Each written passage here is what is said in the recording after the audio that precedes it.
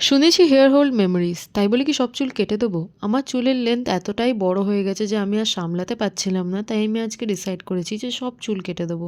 আমি প্ল্যান করে গেছিলাম যে হেয়ারটা একটু ট্রিম করব, বাট ওখানে গিয়ে আমার মনে হলো যে সামনের চুলটা একটু কাটানো যাক। আর এখানে আমাকে এতটাই ফানি লাগছে যে ভিডিওটা এডিট করতে গিয়ে আমার নিজেরই হাসি পাচ্ছে। তারপরে আন্টিটা আস্তে আস্তে চুল কাটা স্টার্ট করলো, আর আমি এত ভয় পেয়ে গেছিলাম, লিটারালি আমার চোখ মুখ দেখে বোঝাই যাচ্ছে। ওখানে এসি চলছিল, তাও আমি বসে বসে ঘামছিলাম। আমার শুধু মনে হচ্ছিল যে আমাকে তেড়ে নামে সালমান খান যেন না লাগে।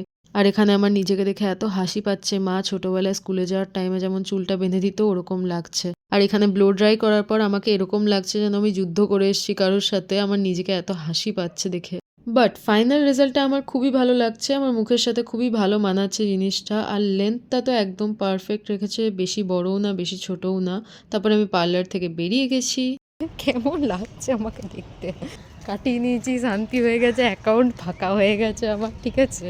আর অ্যাকাউন্টে টাকা থাকলে আমি শুধু খরচা খরচা খরচা করতে থাকি, জানি না কেন। আমার চুল কাটানোর কোনো দরকার ছিল না, চুলটা একদম পারফেক্ট ছিল আমার, একদম ঠিকঠাক লেন্থ, তাও কাটিয়ে নিয়েছি।